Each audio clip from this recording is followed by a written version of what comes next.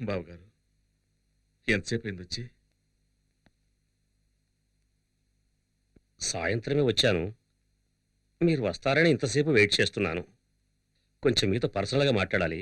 బయటకు వస్తారా?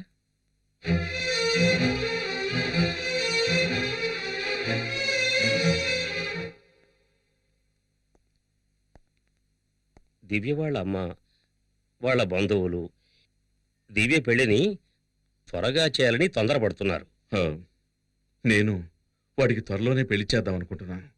అప్పుడే వాడికి బాధ్యత తెలుస్తుంది. ఎస్ఐ సెలక్షన్లో పాస్ అయ్యాడు. త్వరలోనే ఉద్యోగం వచ్చేస్తుంది.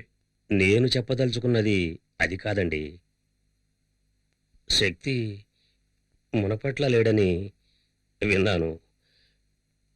నేను రోడ్డు మీద చూశాను గొడవ పడుతుండగా. ఏమంటున్నారు బావగారు? దివ్య అమ్మ వాళ్ళ బంధువుల అబ్బాయి ఒకడున్నాడు. దివ్యను అతనికిచ్చే చేద్దామని ఆలోచిస్తున్నాం. మీరు కొంచెం ఆలోచించండి. మీకు పెళ్లిడికి వచ్చిన అమ్మాయి ఉంది కదా. దివ్య మంచి అమ్మాయి. తను ఎక్కడున్నా సంతోషంగా ఉండాలి. అది శక్తి వచ్చి దివ్య పెళ్లికి అడ్డుపడతాడేమోనని భయంగా ఉంది. నా కొడుకు వల్ల దివ్యకి కానీ దివ్య పెళ్లికి కానీ ఏ సమస్య రాదు. మీరు ధైర్యంగా వెళ్ళొచ్చు. కాదండి, నేను చెప్పదలుచుకుంది ఏమిటంటే మీరు కూడా దయచేసి మీరు బయలుదేరండి. వస్తాను.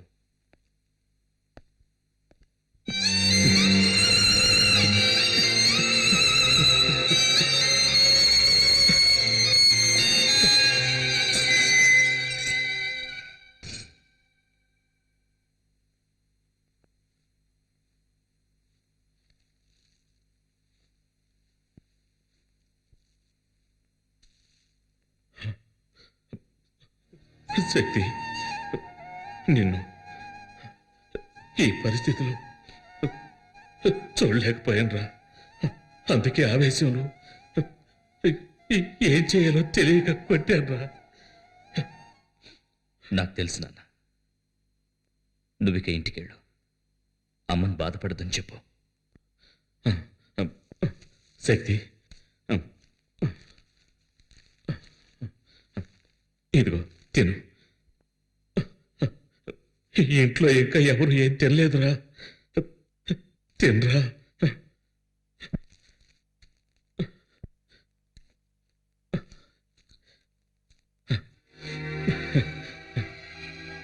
తిను బాబు, మెల్లగా తిను.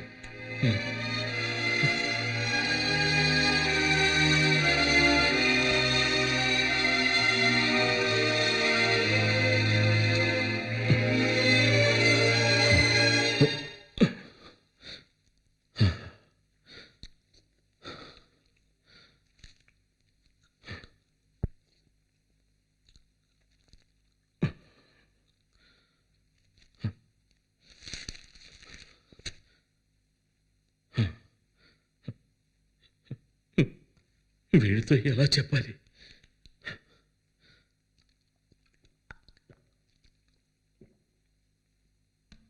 దివ్య వాళ్ళ నాన్నగారు వచ్చారు. నీ ప్రవర్తన వాళ్ళకి నచ్చలేదట. దివ్యకి వేరే సంబంధం చూసామన్నారు. నీ విషయంలో వాళ్ళు భయపడుతున్నారు. దివ్య పెళ్లికి నా కొడుకు వల్ల ఎలాంటి సమస్య రాదని వాళ్ళకి మాటిచ్చానురా.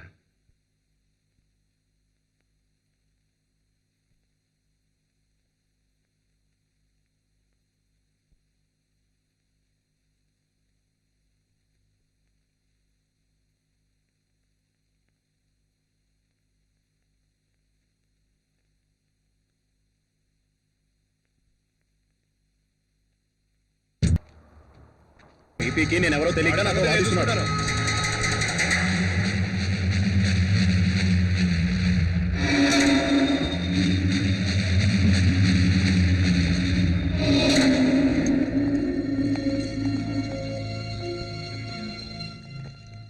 ఏమైంది?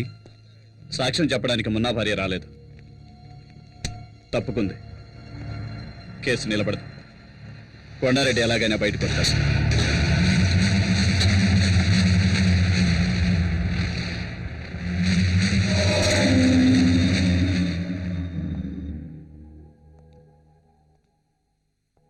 చూడు శక్తి, నువ్వు గనక ఎస్ఐ అయితే పోలీస్ డిపార్ట్మెంట్ మొత్తం నీ వెనకే ఉంటుంది. నువ్వు అనుకున్నవన్నీ సాధించవచ్చు.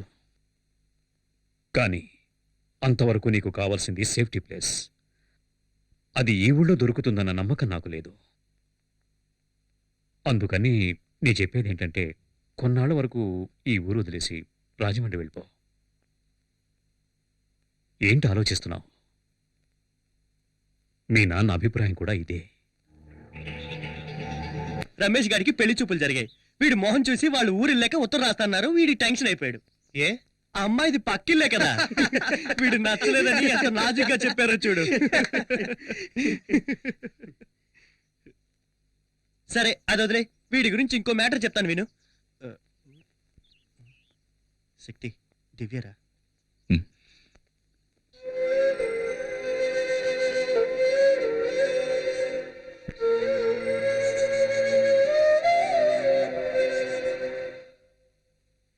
దివ్య, నువ్వేం చెప్పొద్దు, నేను తట్టుకోలేను. నీ నిర్ణయం తెలుసుకోవడానికో నిన్ను ప్రశ్నించడానికో నేను రాలేదు. నువ్వు ఇక్కడికి వచ్చావని తెలిసింది, చూడాలనిపించింది.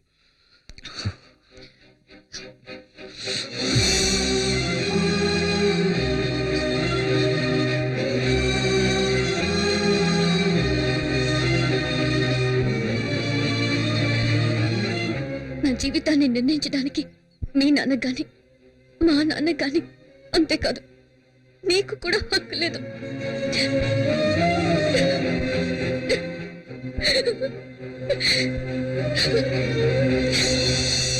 దివ్య, దివ్య ఏడుస్తూ వెళ్తుంది. దివ్య ఏడుస్తూ వెళ్తుందిరా, పిలవరా. వద్దురా, వెళ్ళనివ్వు. ఇప్పుడు తనని నేను ఓదార్చానంటే ఆ తర్వాత జీవితాంతం తను ఏడవడానికి నేనే కారణం అవుతాను. నా జీవితం అంతా నన్ను కాదని జరుగుతుంది. ఇది కూడా అంతే. నేను తన మంచిగా ఆలోచించానని ఏదో ఒకరోజు అర్థం చేసుకుంటుంది. ఆ రోజు నన్ను క్షమిస్తుంది.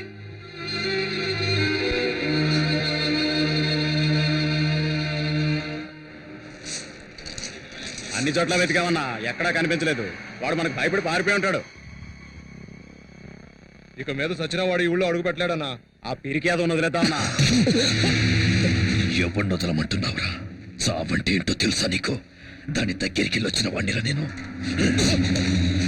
అదే పూర్ణ మార్కెట్లో వాడిని నిలబెట్టి ఈ చేతులతో వాడిని ముక్కలు ముక్కలుగా నరికి వాడి రక్తాన్ని పొలిగా వెదజల్లుతాను. మార్కెట్లో కొండారెడ్డంటే వణుకు పుట్టాలి. నాకు కావాలి. ఆ రోజు వాడి బాబును కుట్టినందుకే వచ్చాడు. వాడి కుటుంబాన్ని నాశనం చేయండిరా. ఎక్కడున్నా వస్తాడు. ఏ విద్య, ఏం చేస్తున్నావు? వెలిగిస్తున్నానమ్మా. ఇంట్లో ప్రతి పని నేనే చేయాలి, ఎవ్వరూ లేనట్టు. ఏమైంది విద్యా? ఏంటా శబ్దం? ఇది కూడా సమయానికి వెలగదు. ఒకే ఒక కొవ్వొత్తి వెళ్తుంది. విద్యా, ఏంటిది? కప్పులన్నీ కింద పడిపోయినట్టున్నాయి. విద్యా, ఏం చేస్తుంది ఇది?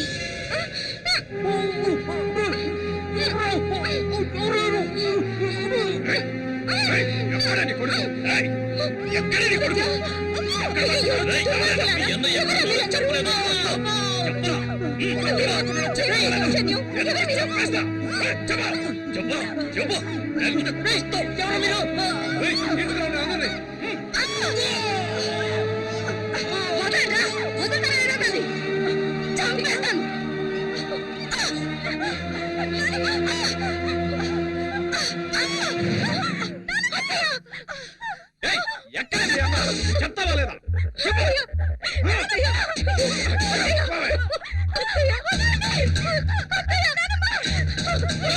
రేపట్లోగా మీ అన్న రాలేదో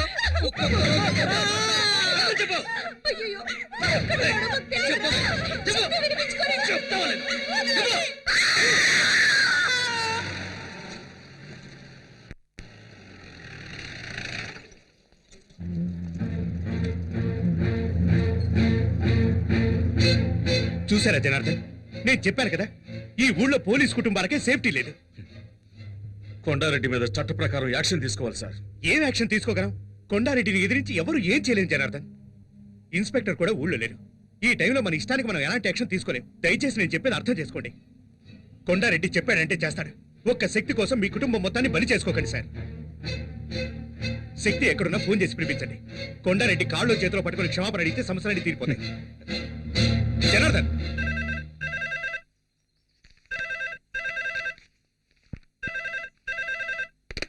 హలో. చెప్పమ్మా. తిన్నానమ్మా. బాగుందమ్మా. నిన్నే కదమ్మా వెళ్ళావు.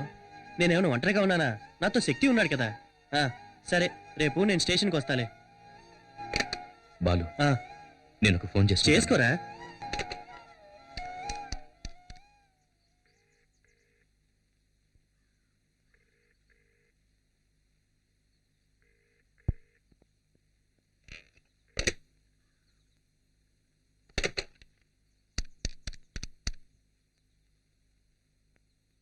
హలో సార్, నేను జనార్దన్ గారి అబ్బాయి శక్తిని మాట్లాడుతున్నాను. నానున్నారా? శక్తి ఎక్కడున్నా?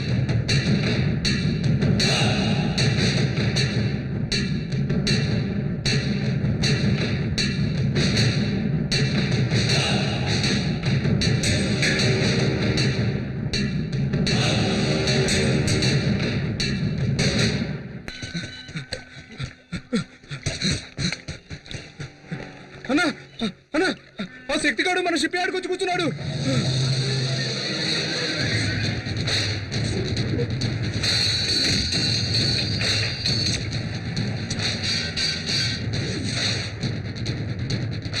ఏంటో మరి అనేది? నాన్న ఒకటి నడి రోడ్లు అన్యాయంగా కొడుతూ ఉంటే నన్ను చూస్తూ ఊరుకోమంటారు?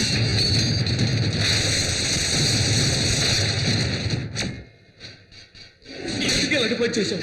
ఎందుకు ఇలాంటి పని చేశావు? మిగతా ముగ్గురు భవిష్యత్తు ఆలోచించాలి. పో బయటికి.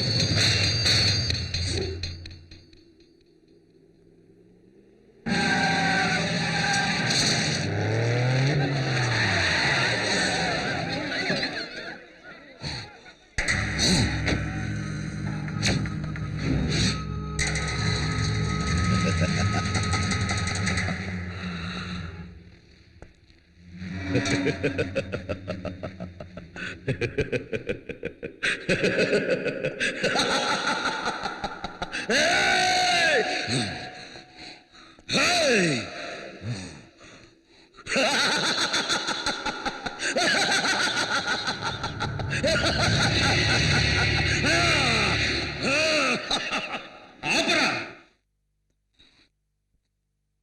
చావడానికి వచ్చాను. రా.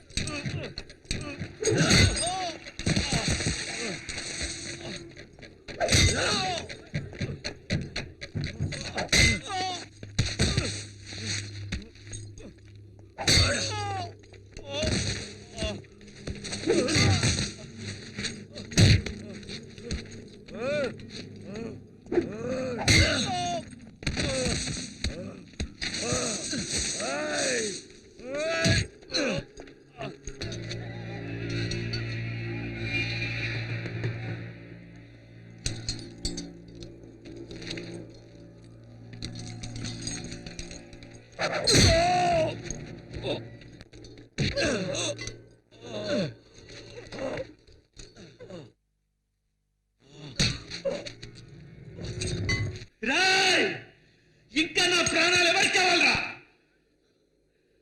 రండ్రా రండ్రా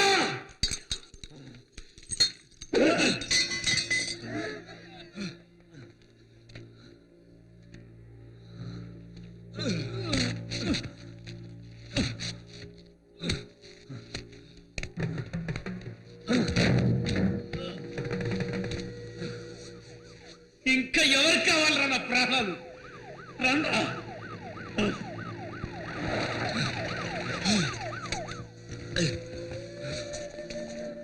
అయ్యో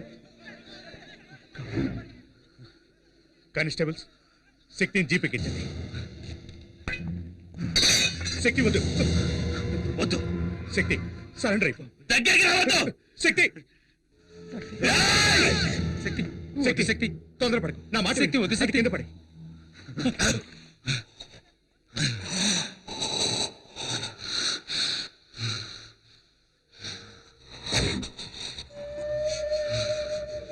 వాడు బతికాడండి మీ కుటుంబాన్ని లేపేస్తాడు.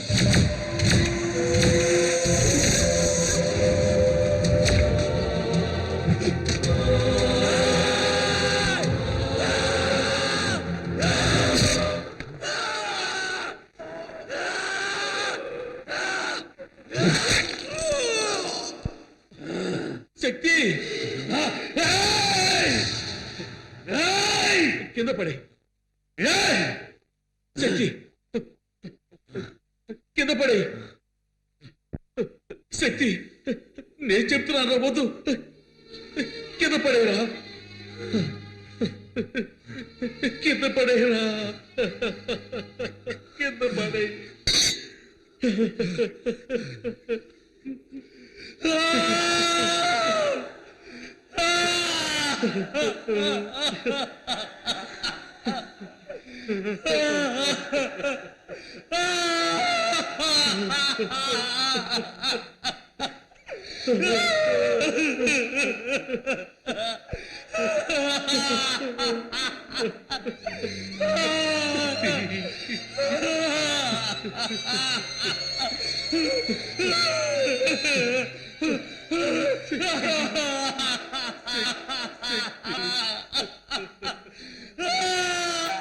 చట్ట ప్రకారం శక్తి నేరస్తుడే అయినా దుర్మార్గుడైన కొండారెడ్డిని ఎదిరించి పూర్ణ మార్కెట్ ప్రజలకు మేలు చేసినందువల్ల అతని సత్ప్రవర్తన భవిష్యత్తుని దృష్టిలో ఉంచుకుని ఐపీసీ సెక్షన్ 97(106) ప్రకారం రాష్ట్రపతి క్షమాభిక్ష కారణంగా శక్తిని ఈ న్యాయస్థానం విడుదల చేయడమైనది.